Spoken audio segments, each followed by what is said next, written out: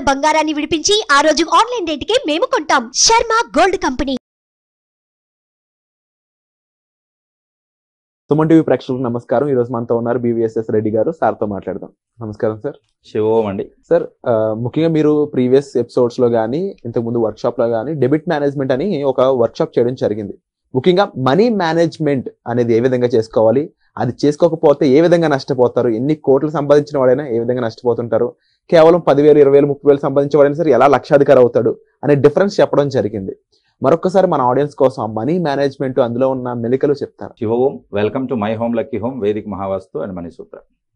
ప్రతి ఇల్లు సిరి సంపదలతో, ధనధాన్యాలతో, ఆయురారోగ్యాలతో తొలతూగాలని ఆ యాగంటి ఉమామేశ్వరుని ప్రార్థిస్తున్నాను. శివోం. ఇక్కడ లా ఆఫ్ అట్రాక్షన్, డబ్బును ఆకర్షిస్తుంది. సో డబ్బు వచ్చిన వాళ్ళు నిలబెట్టుకోలేక చాలా మంది ఇబ్బంది పడుతూ ఉంటారు. అంటే డబ్బు రావడం వేరు, వచ్చిన డబ్బును ప్రాపర్గా మేనేజ్ చేయడం వేరు. ఇది ఎంటైర్ డిఫరెంట్ సబ్జెక్ట్ అన్నట్టు. సంపాదించడం తెలిసినంత మాత్రాన అయిపోదు.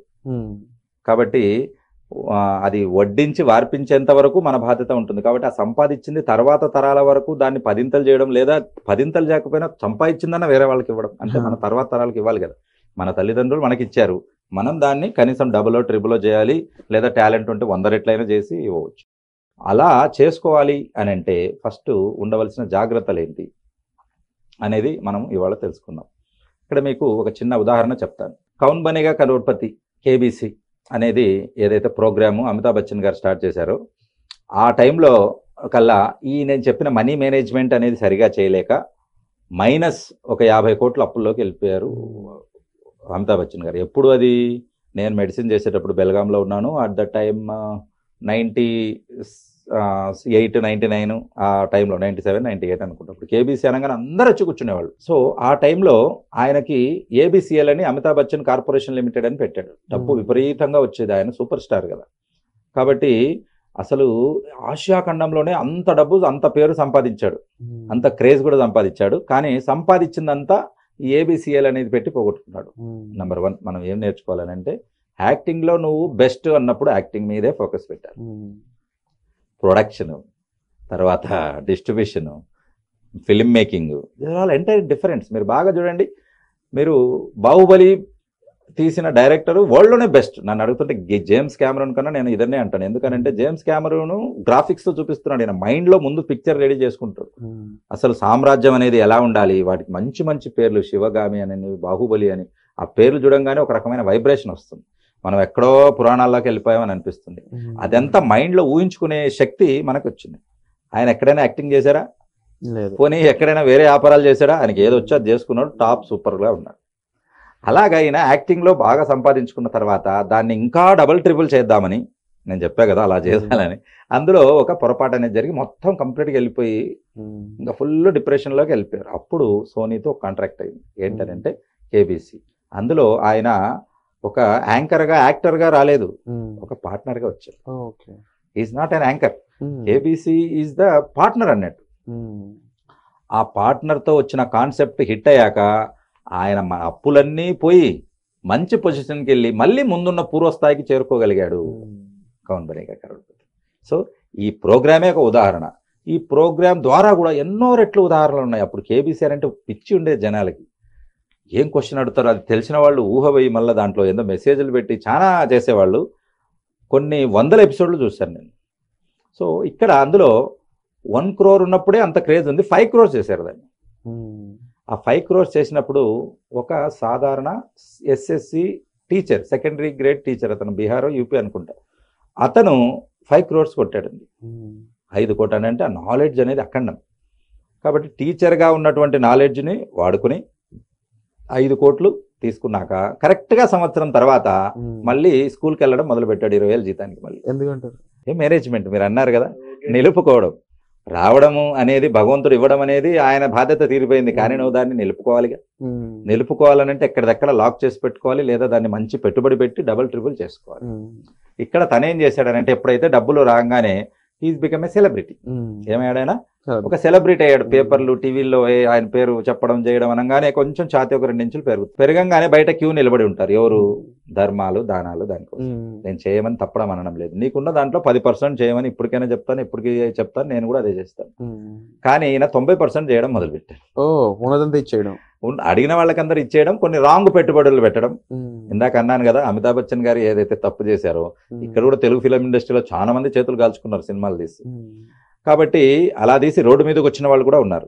కాబట్టి తనకు సంబంధం లేని విషయాల్లో పెట్టడం, వేరే వాళ్ళ చేతిలో మోసపోవడం అంటే డబ్బు సంపాదించేంత వరకే తెలివి ఉంటే సరిపోదు, వాటిని కాపాడుకునే తెలివి ఉండాలి, వాటిని డబుల్ ట్రిపుల్ చేసుకునే తెలివి ఉండాలి, ఆఖరికి ఉన్నదన్నా వేరే వాళ్ళకి ఇచ్చే తెలివి ఉండాలి. దాన్ని పోగొట్టుకోకూడదు అంటాం కదా. తల్లిదండ్రులు సంపాదించిన ఆస్తులు పోగొట్టుకోకుండా ఉంటే మీరు తెలంగాణలో పుట్టి ఉంటే ఈ పాటికి మీ దగ్గర 10 కోట్లు ఉంటాయి. ఎందుకంటే ఎకరా 2 కోట్లు ఈజీగా ఉంటుంది. కానీ అది మీరు మీ తాగుడుకో లేకపోతే ఫ్రెండ్షిప్కో పండగలకో దావతులకో మీరు అమ్ముకొని ఉంటే ఇంకా మీకన్నా దరిద్రుడు ఇంకొకటి ఉండదు. కాబట్టి దీన్ని బట్టి ఏమర్థమవుతుందంటే మన తల్లిదండ్రులు చూసి దాచి పెంచి మనకిస్తే దాన్ని మనం ఇంకా పెంచుకోవాలి కానీ తగ్గించుకోకూడదు. సో ఇక్కడ కేబీసీలో ఉన్నటువంటి ఈ టీచర్ యొక్క కథ మనకి ఏమని చెప్తుందనంటే డబ్బు రావడం ఎంత కష్టమో దాన్ని దాచుకోవడం, డబుల్ ట్రిపుల్ చేసుకోవడం అంతకన్నా కష్టం. ఎందుకనంటే డబ్బు వచ్చేంత వరకు ఎవరు ఉండరు. డబ్బు వచ్చాక 24 గంటలు నీ చుట్టూతో వచ్చాక నీకు అది పెడదాం ఇది పెడదాం అని అంటే వచ్చేస్తారు. అంతవరకు దూరంగా ఉన్న బంధువులు కూడా వచ్చేస్తారు, కొత్త కాన్సెప్ట్లు తీసుకొని వస్తారు. ఆ కాన్సెప్ట్లన్నీ మీకోసం కాదు, ఎదగడానికే ఉంటాయి. అయితే సార్ ఇలాంటి సిచ్యువేషన్లో ఉన్న చాలా మంది నిజంగానే మేనేజ్ చేయడం తెలియక ఇబ్బంది పడుతూ ఉంటారు. అలాంటి వాళ్ళకి ఎటువంటి నాలెడ్జ్ కానీ లేకపోతే ఎటువంటి విధానాలు అవసరం ఉంటాయి?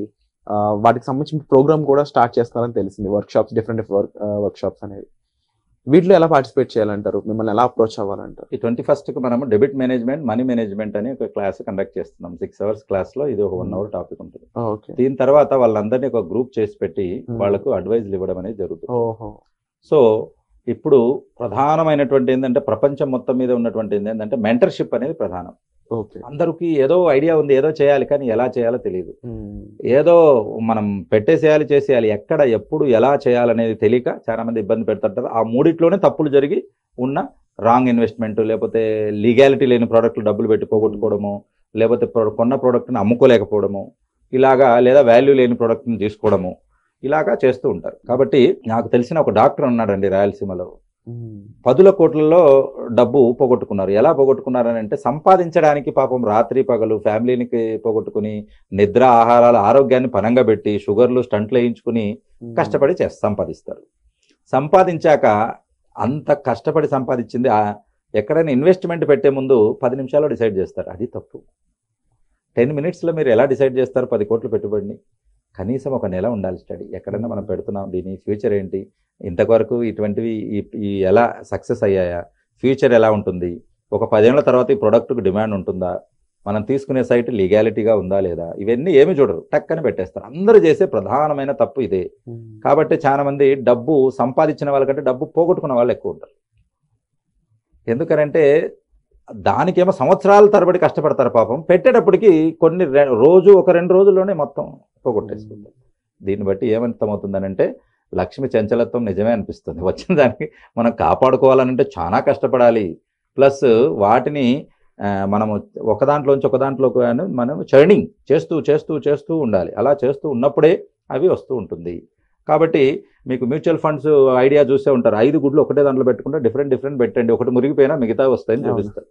అలాగే మీ పెట్టుబడిని కూడా కొన్ని పార్ట్స్గా చేయాలి. అంతా ఒకటే చోట పెట్టారనుకోండి, వస్తే జాక్పాట్ వస్తుంది, లేకపోతే మొత్తం వస్తుంది. అది రిస్క్. ఎందుకంటే మీకు 50-50 ఛాన్సెస్ ఉంటాయి, అక్కడ రావచ్చు రాకపోవచ్చు. ఎందుకంటే ఫ్యూచర్ను మనము అసెస్ చేయగలుగుతాం కానీ ఒక అండర్స్టాండ్, ఒక క్యాల్కులేషన్ తీసుకొని కాగలుగుతాము, ఫ్యూచర్కి వెళ్ళి చూడగలుగుతామా? కాబట్టి అలా చూసింటే కరోనాతో ఇంతమంది ఇబ్బంది పడేవాళ్ళు కాదు. కాబట్టి మనం ఏం చేయాలని అంటే ఆ అజంప్షన్ అవి తీసుకుని ఈ ఫ్యూచర్లో ఇట్టుంటుంది, మన దగ్గర ఉన్న ఒక 100లో ఒక 10 రూపాయలు ఇందులో పెడదాం, ఒక 10 రూపాయలు ఇందులో పెడదాం, మన దగ్గర ఎమర్జెన్సీకి ఒక 10-20 రూపాయలు ఉంచుకుందాం. ఇలాంటి క్యాల్కులేషన్స్ మీకు అన్నీ కూడా డెబిట్ మేనేజ్మెంట్లో వస్తాయి. ఇంకొకటి నేను గొప్పగా చెప్పగలిగింది ఏంటంటే చాలా మంది కోట్ల రూపాయలు వడ్డీలు కట్టారు, లక్షల రూపాయలు అప్పుకు, 40-50 లక్షల అప్పుకి 1 కోటి రూపాయలు వడ్డీ కట్టి లాస్ట్కి మళ్ళీ అప్పు అలాగే మిగిలి ఆస్తులు అమ్ముకొని క్లియర్ చేసిన వాళ్ళు చాలా మంది ఉంటారు. అని అంటే అప్పు ఎప్పుడు క్లియర్ చేయాలి, ఎలా క్లియర్ చేయాలి అన్నది కూడా ఒక ట్యాక్ట్ అనేది ఉంటుంది, ఒక మెథడాలజీ అనేది ఉంటుంది, దానికి ఒక పద్ధతి అనేది ఉంటుంది. కాబట్టి ఇది క్యాల్కులేషన్స్ తెలియక మీరు జీవితాంతం సంపాదించిందంతా ఎదుటోడు కూర్చొని వడ్డీ తినడానికి కట్టేస్తుంటారు. ఇది చాలా తప్పు. అది కరెక్ట్ కూడా కాదు. ఎందుకంటే నీ శ్రమ, నీ కష్టము నీ పిల్లలకు నీకు ఉపయోగపడాలి. ఎదుటివాడు ఎక్కడో కూర్చొని చిన్న క్యాష్ అనేది ఒక్కటి మనం పెట్టుకొని మీ దాన్ని తినడానికి లేదన్నట్టు. సో మీరు దాని నుంచి కూడా బయటపడాలి. షార్ట్ మూమెంట్లో తక్కువ టైంలో మీరు ఈ డెబిట్స్ అనే ఊబి లాంటిది, అది ఒకదానికొకటి ఒక పెద్ద గుంత, దాని గురించి ఇంకో గుంత ఇలాగా అందులోనే ఉంటూ ఉంటారు. వాటి నుంచి బయటపడాలని అంటే ద బెస్ట్ టిప్స్ అనేది మనం ఆ గ్రూప్లో క్రియేట్ చేసిన వాళ్ళకి ఇవ్వడం జరుగుతుందండి. సో 21st నేను కండక్ట్ చేయబోయే క్లాస్లో మీరు జాయిన్ అవ్వండి. ఈ డెబిట్ మేనేజ్మెంట్ అలాగే మనీ మేనేజ్మెంట్ టిప్స్ తెలుసుకోండి. Shiva, wonderful sir, and thank you so much for the information sir. So ఇలాంటి విషయాలు మర్చిపోకూడదు, తప్పకుండా మీరు గుర్తుపెట్టుకోవాలి అండ్ లైఫ్ లాంగ్ వీటిని మీరు యూజ్ చేసుకోవాలి. అయితే దీనికి సంబంధించి మీరు కేవలం బివిఎస్ రెడ్డి గారు సార్తో మీరు ట్రావెల్ చేసినట్లయితే వీటన్నిటికీ కూడా మీకు ఆన్సర్లు దొరుకుతాయి. కాబట్టి ఈ ట్రావెల్ అయితే మీరు మిస్ అవ్వద్దు. దానికోసం మంచి కొలాబరేషన్ వర్క్షాప్ అయితే సార్ క్రియేట్ చేయడం జరిగింది. మీరు ఇందులో పార్టిసిపేట్ చేసి ఇందులో ఒక భాగం అవ్వాలని మనస్ఫూర్తిగా కోరుకుంటున్నాను. Thank you so much sir. Shiva.